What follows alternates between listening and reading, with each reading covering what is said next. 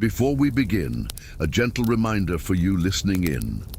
If this story warms your heart, or at least your toes, consider liking the video, subscribing to the channel, and leaving a comment with where you're tuning in from and what time it is there. It's always fascinating to watch this little village of listeners take shape around the world. Now, turn off the lights, wrap something warm around your shoulders, and let's dive into this story together. Chapter 1. The Art of Cooking with Almost Nothing. Today, you wake up to the smell of sweet smoke and the soft creak of the wood-burning stove. The sky outside is still a deep blue, but inside the mud and thatch house, the cold has already started to retreat, surrendering to the heat of the freshly lit fire. You don't know the exact time, but you recognize this moment by the sound of the cauldron groaning gently as it warms. Across the room, your grandmother is slowly stirring what seems to be oatmeal with something mashed that might be a late autumn apple or a potato with dreams of sweetness. The wooden spoon turns in slow circles, and you catch the scent of something simple yet comforting.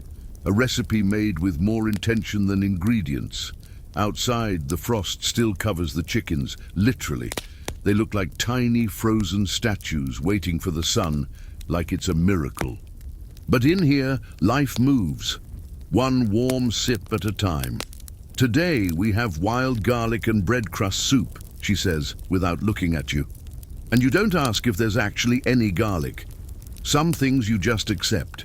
In the village, everyone cooks with little, very little, but there's a kind of sorcery to it. The way hands know how to slice the softest part of a turnip root.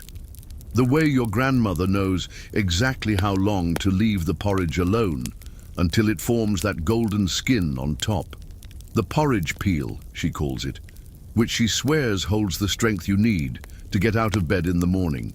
You get up slowly, pulling on the same wool coat that smells like smoke, earth, and memories from last winter. It's thick in all the wrong places and thin in the coldest ones. Still, it's yours. In the barn, old Oswald swore he made a stew out of onion skins and a hope. No one confirmed the taste, but everyone drank it. In winter, hunger has fewer demands and more patience. Today will be a day for boiling bones. Bare bones, mind you, but still bones. You'll spend the morning scraping the bottom of a pot with flour and a little warm water. You'll mix it with dried nettle, maybe some wild mustard if the forest boy found any. The trick, they say, isn't in what goes into the pot. It's in what remains between the people while it boils. You don't have much. You never have. But you've got enough firewood to keep the cauldron hot till mid-afternoon, and today that feels like a luxury worth celebrating. As the spoon turns, you realize cooking in winter is like telling a story with ingredients that forgot to grow. And yet it's a good story, one that warms more than the fire. Chapter 2.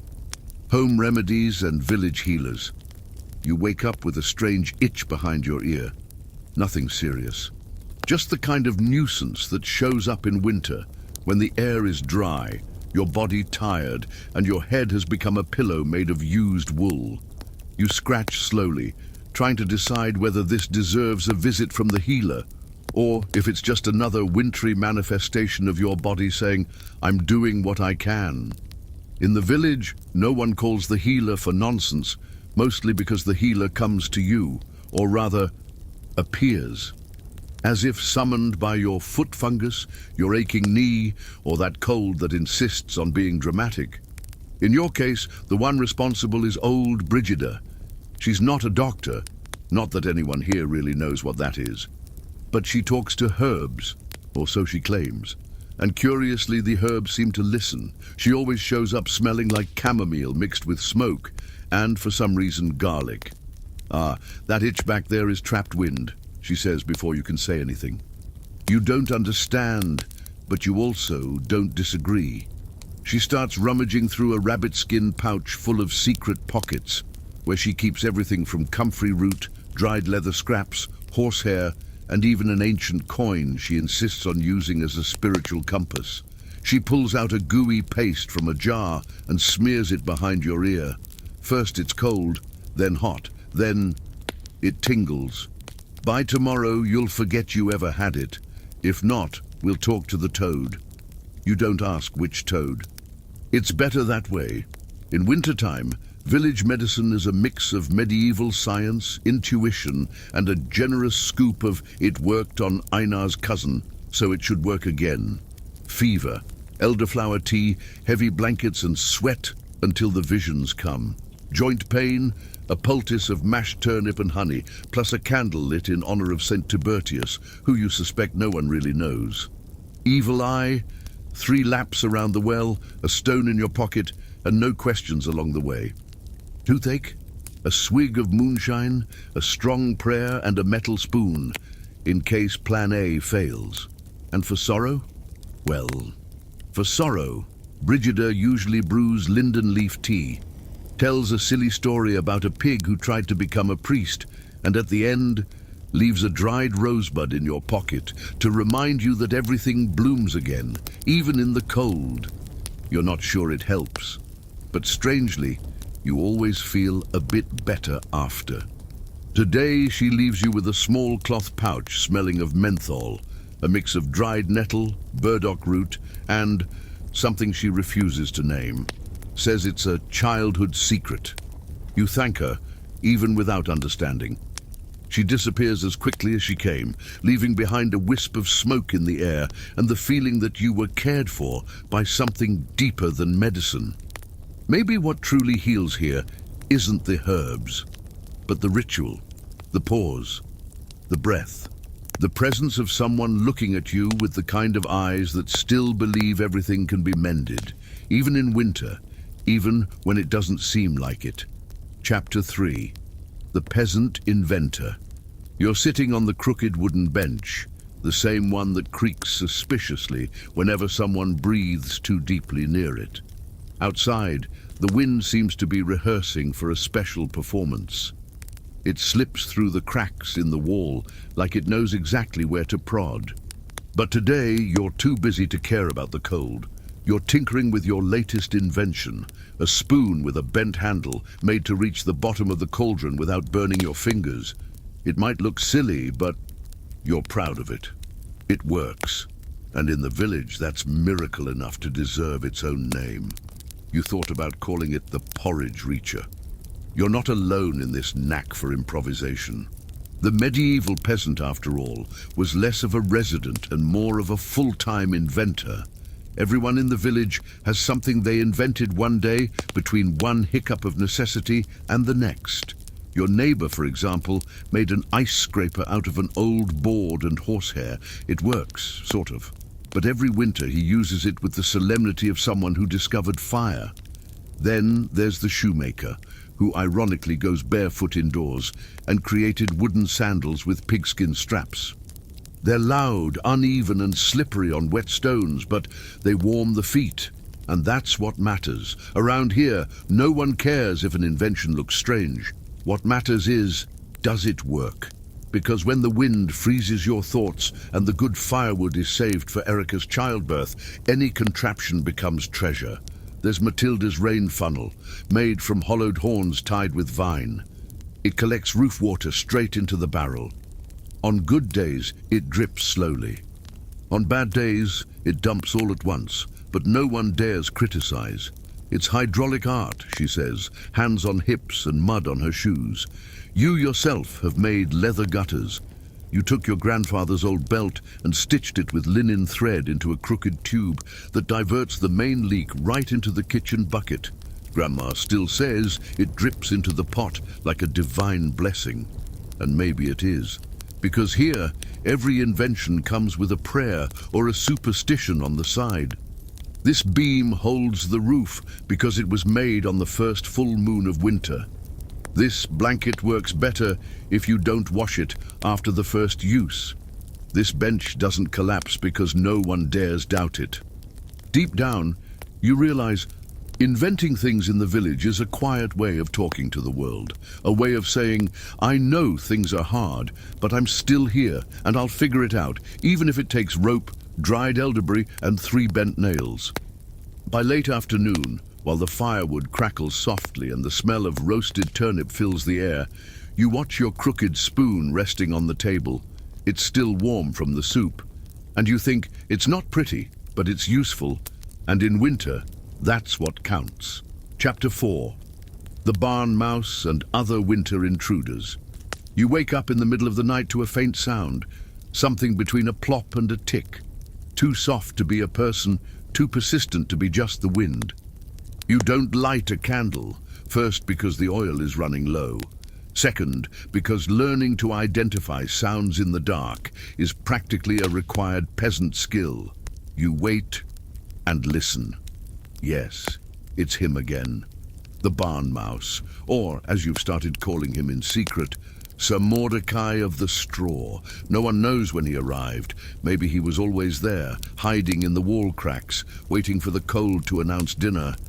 He's not an ordinary mouse. He has presence. A way of stepping on the floorboards that borders on elegance. And he's not alone. Winter intruders are many, small, furry, bold, all with the same goal: get inside, get warm, and, with luck, steal a bit of what you don't have either. Near the stove, there are chicken footprints, which is odd since no chicken was invited in. Stranger still is the chicken herself, perched in the corner of the house atop the flower bucket, with the look of someone who paid rent and expects breakfast. You've tried talking. You've explained that flour is not a perch, but in winter, even chickens ignore reason. You hear scratching at the back door, probably the cat, which isn't yours or anyone's. A grey feline that shows up with the cold, accepts sleeping by the fire, and looks at you like it has plans for your soul, or at least your leftover goat's milk. Then there are the uninvited but inevitable visitors. Spiders descending from the ceiling like introspective acrobats. Beetles that appear inside your boot by morning as if they'd made a reservation. And a crow. Yes, a crow. He lands on the window ledge every afternoon, watches the inside of the house with the gaze of someone collecting emotional debts, and flies away. You've started greeting him just to be polite. In winter, any constant presence becomes companionship. Everyone in the village has stories. The neighbor swears a squirrel spent 3 nights sleeping inside her cloak's hood. The baker lost half his cheese to a hedgehog and still said it was worth it for the company. And the old man near the mill, he claims he shares his bed with a toad, one that snores and warms the left side of his back. You don't judge. You don't try to understand, because in the cold, even loneliness needs paws, feathers, or faint squeaks to go away. Sir Mordecai, for example, doesn't steal much, just crumbs. A grain here, a bread crust there. You've even started setting a little piece aside as a gesture of respect for a fellow survivor. He shows up around the same time every night, walks slowly, sniffs the air, eats in silence.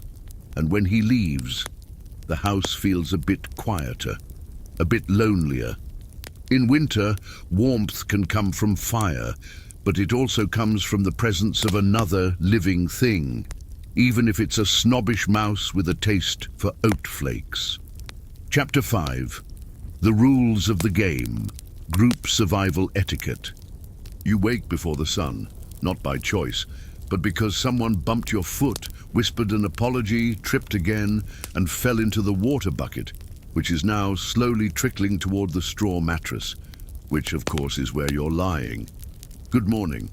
Sleeping in a group is an art, but like any art, it has its rules. You don't remember when they started. No one wrote them down. No one announced them. They just formed. From glances, long sighs, soft smacks in the dark, and the silent authority of Grandma Matilde, who even asleep seems to command everything with a firm and rhythmic snore. First rule, don't move too much. You may squirm a little, as long as you don't push anyone toward the wall, the coldest, darkest place said to be visited by shivering ghosts. Second rule, shared blankets are not pulled, they're negotiated. If you yank too hard, you automatically lose edge privileges and might end up sleeping with your feet outside the thermal borders of civilization. Third rule, snoring is tolerated up to a certain decibel. Beyond that, fellow sleepers have the right to coordinated pokes, a gentle but effective protest system. There's even an informal code. 1 poke means roll over, 2 pokes, enough already, Oswald. Fourth rule, whoever wakes up first heats the water. It's a fair way to make up for stepping on 3 people in the dark and kicking the cat. Fifth rule, bodily sounds are not discussed. Everyone understands. No one mentions. And perhaps the most important, if someone starts crying in the dark, from cold, from pain, or just because it's Tuesday, you don't ask why. You just reach out, or pass a cloth, or say something kind. In winter, everyone carries their own weariness, and learning not to add more weight to others may be the noblest form of peasant etiquette. That morning, while the house still yawns in the shadows, you rise slowly. The straw mattress is wet in one corner, but dry enough in another. You pass by Grandma Matilde, who sleeps with one hand closed, as if still holding something. Past Einar, who sleep talks in Latin, and your brother's baby, who purrs like a cat. Speaking of which, the cat is now sleeping on top of the bucket. You add more firewood to the stove, with the care of someone who knows how hard it is to find dry logs. Then you turn around and take in the scene. 8 bodies huddled together like mismatched puzzle pieces, breathing in unison, dreaming in different rhythms, warming each other without even noticing. You smile and think, maybe this is the one rule no one ever spoke aloud, but everyone somehow always understood. We survive better together. Chapter 6. Stories by the Fire. Tonight the fire took its time. The wood was damp, the wind impatient, and your patience, well, you didn't have much of that to begin with. But finally, with the help of a short prayer and an old rag soaked in pig fat, the flame was born. Tiny, flickering, but alive. And it's around that flame that everyone begins to gather, slowly like sleepy ants drawn to the warmth. First comes Uncle Rurik, in his coat that has had 4 owners, 2 patches, and at least 1 battle with moths. Then Grandma Matilde, who approaches slowly, as if the fire were an old friend she hasn't seen in years. Next, children appear with heavy eyes, carrying blankets, chunks of hard bread, a cup of warm water, and the desire to hear anything. Because in the cold, a good story warms you from the inside. Grandma starts with an old one. She always starts with the one about the horse that spoke Latin. No one knows where she got it, but everyone pretends to be surprised at the right moment. It's tradition. It's what you do. The horse, of course, was a former priest turned into a horse after arguing with a bishop. Now he only knew how to say 3 words in Latin: Ave, Gratia, and Ave again. The story makes no sense, but no one wants it to. Then it's Leona's turn. She's only 7, but already tells the tale of the ghost who lived inside the turnip cupboard with such conviction that it might just convince the ghost to come out and applaud. The stories follow an unwritten order. They start funny, then get a little spooky, then turn into old legends, with saints who cry milk and wolves who know how to play the flute. Sometimes someone yawns loudly in the middle of a tale. Sometimes someone falls asleep mid-sentence, and that's okay. Stories by the Fire aren't about endings. They're about the in-betweens, the space between one line and the next, between a sip of tea and a glance that says, "We're in this together." The fire crackles. Someone says they heard footsteps on the roof. Could be the wind or the cat or a winter spirit with a terrible sense of direction. And Grandma smiles. "If it's the spirit, he can tell the next story," she says, tucking her feet beneath a thick cloth. You watch the faces glowing, the shadows dancing on the clay walls, the way time seems to bend inside this warm circle. And you realize you're not learning stories. You're learning how to stay human when everything outside is trying to freeze your soul. The fire crackles once more. and everyone goes quiet. Not because the story ended, but because for a brief moment, no one needs to say a thing. Chapter 7. The winter of the sunless year. You wake up thinking you're still dreaming. Everything is grey. The ceiling, the floor, even the fire looks pale, as if it too is sleepy. There are no birds outside, not even the usual morning sounds. It's like the world forgot to wake up today, and you wonder, did the sun get tired? Your name is Anselmo. You're 9 years old, though no one in the village is really sure. Dates around here are more suggestions than certainties.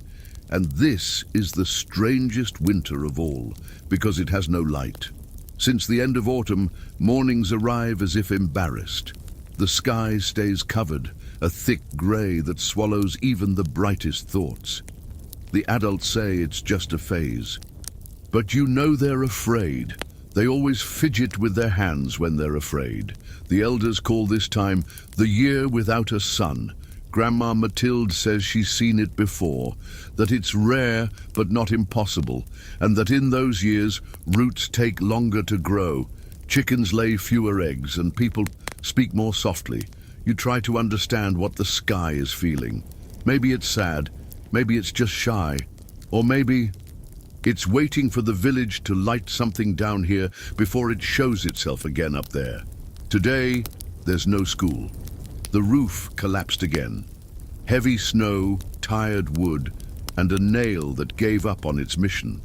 So you spend the day between chores, thoughts, and long breaths. You help sift flour with the warped sieve that sounds like a flute. You feed the chickens bits of wilted turnip. You hold the ladder while Uncle Rurik tries to hang a blanket over the window crack. He nearly falls twice. You think it's funny. He doesn't. At dinner, Grandma makes a soup of nothing with slivers of everything. She calls it survival broth. Everyone pretends to love it. Tastes like memory, she says, blowing on the steam. After dinner, she calls you outside. Just the two of you, even with the cold, even with the clouded sky. You climb the hill behind the barn. From up there, you can see the whole village. The tiny houses, yellow lights in the windows. Smoke rising lazily from the rooftops. Grandma holds your hand tightly. Look, Anselmo, it looks dark, but it isn't. And then you see it. Tiny points of light, here and there. A window, a lantern, a fire burning at the end of the street.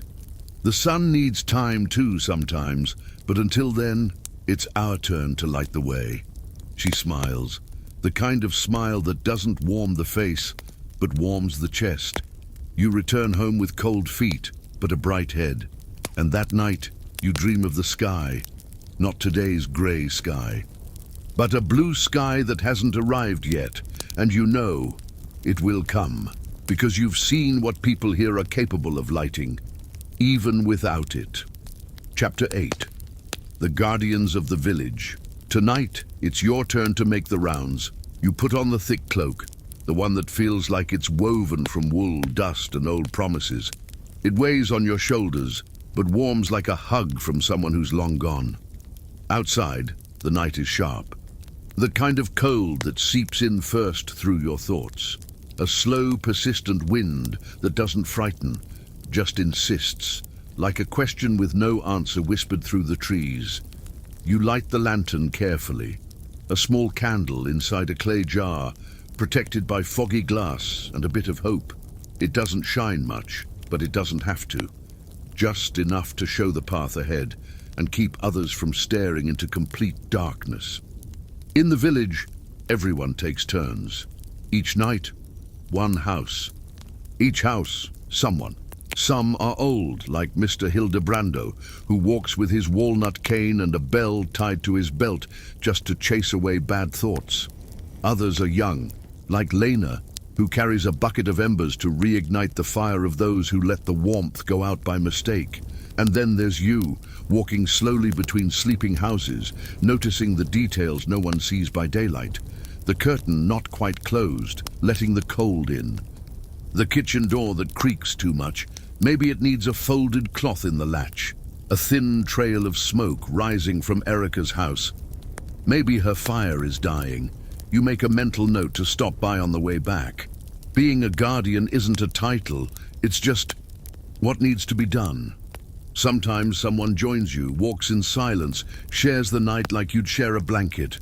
Other times, the round is solitary, but never empty. You hear small sounds, a sleepwalking rooster, an indecisive mouse, the wind trying to remember a forgotten song. And amidst it all, something much larger, the sound of the village existing, sleeping, breathing. When you reach Erica's house, you knock softly, 3 short taps as custom dictates. She opens the door with puffy eyes and a grateful smile. You step in, add a bit of firewood, blow on the flames until they spark back to life. She says, "Thank you," and you say, "You're welcome." As if that's all, but both of you know it's not just that. On the way back, you spot Hildebrando's shadow rounding the far corner. He raises his lantern, you raise yours. No words are exchanged, but it's as if they were, "We're here." Before returning home, you pass the last corner and look up. The chapel tower, always there, always crooked, always with a candle lit in the highest little window. They say Matilde lit it last winter, and no one has ever put it out. The flame changes daily, sometimes weaker, sometimes trembling, but never gone. And that is the village, never completely in darkness. Always someone awake, walking through the winds, looking after others without saying a word. You snuff your candle gently, back inside the faint warmth of your own home. You take off the cloak, store the gloves, sip warm water, and sleep, knowing that, out there, another lantern is already lit. And tonight, no one will be left without a fire. Chapter 9. The day the hay caught fire. The smell came first. A sharp, dense scent, and far too warm for a winter morning. You wake up with your nose wrinkled and your heart already beating faster. You rush to the door and fling it open, expecting only the wind, but it comes with something else. Smoke, and in the usual grey sky, an orange blotch spreads as if winter itself had decided to change colour. "The barn!" someone shouts. And then the sound spreads like fire itself, through the streets, across the fields, between the houses, waking people before the cold even gets the chance. You run. Everyone runs. Even those who limped through the last 3 winters are running. Because it's the village's great barn, the one for hay, straw, seeds and memories. It had withstood frost, crooked rains, 2 weddings and 1 rushed childbirth. But now it was burning like it had stored up years of anger. No one asks how it started. Not yet. Right now there's only the present. Buckets passed from hand to hand, wet cloths on faces, firm voices that sound almost like prayers. You see Grandma Matilde throwing ashes onto the flames, as if she's cursing the fire with fire. Old Rurik, despite his back, drags a water barrel and shouts names you didn't even know he remembered. And you run with the bucket, return, run again, slip, get up, and keep going. The smoke makes you cry, not for the barn, not yet, but for your eyes. The heat of the fire, ironically, is the strongest you've felt in weeks, and still you feel cold inside, until suddenly something shifts. The flames weaken, not by magic, but by persistence, by arms that never stopped, by hands that burned, by buckets that kept filling even when it seemed pointless. The fire dies, slowly at first, then completely. What's left is a smouldering pile of burned wood, scorched straw, and silence. Long silences, no one knows what to say. So, as always, Matilda decides to say something. Well, at least now we can rebuild it properly. And that's enough. Because there, in the middle of the ashes, everyone is present, tired, dirty, but whole. That night, no one sleeps alone. The houses open to one another. Beds are made on the floor, blankets shared, pots lent. Even the village cat chooses someone's lap. And oddly enough, the village is warmer, without the barn, but warmer. Because the warmth that comes from wood is fire. But the warmth that comes from people is something else, something winter doesn't understand, and therefore fears. Chapter 10. Grandma Matilda's Last Blanket. Today, you wake up slowly. Not because you're sleepy, but because the silence has a different weight. The house is quieter than usual. The fire still sleeps beneath the ashes. And the smell from the kitchen is not porridge, not bread. It's absence. Matilda is not here. Or rather, she is, but different. Last night, she went to bed with her usual grumbles, complaining about her knee, the wind, and the cat that insists on sleeping on her stomach. "If I turn into an ice statue, it'll be Oswald's fault," she said, bundled up to her chin.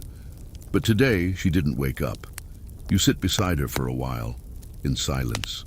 Grandma is there, serene, as if she finally allowed herself to rest for real. Her expression is peaceful, as though she's listening to stories told by a fire only she can see now. And that's when you notice. Covering her from shoulders to feet is the light grey blanket, the old one, the oldest of all, the one she called the remembering blanket. No one knows exactly where it came from. Some say it belonged to her grandmother. Others say it was woven for an old wedding with only one sheep and a lot of goodwill. It's thick, scratchy on the edges, with a crooked stitch in the left corner and a barely visible red thread running from end to end. People said that thread was a mistake. Matilda said it was the heart of the blanket. Every object that gives warmth needs to have a heart, she used to say, always with her hands resting on it. On cold days she shared it. On freezing days she lent it. And on soul-cold days she laid it over the shoulders of anyone who needed to cry. You remember the first time you slept with it. You were a child, afraid of the dark and the sounds the trees made when the wind was restless. She placed it over you, as if covering not just your body, but your fear. This blanket knows secrets. It's seen all that matters. Now it covers Matilda, and the village gathers. Everyone comes, one by one. Each person touches the blanket. No one says much. They just touch it, as if recognizing not just Grandma, but everything she stood for. After sunset, someone suggests burying her with the blanket, but you say no, not out of selfishness, but because she wouldn't have allowed it. "This blanket is for the ones who stay," you say, voice trembling but firm, and everyone understands. That night, the blanket is laid in front of the fire, and each person, one at a time, lies down on it for a little while. Children doze off there. Adults sit in silence. Even the cat seems calmer. And for the first time in many winters, you feel that there is something beyond the cold. There is a presence, a warmth that doesn't come from firewood, a memory that keeps on warming. And you think, Matilda is not gone. She simply became part of the blanket, and every time someone needs comfort or silence or just a little warmth, it will be there, keeping dreams, keeping the village, keeping you. End of the story. If you made it this far, with your eyes half closing and your heart a little more at peace, then Matilda fulfilled her mission, and so did I. Good night.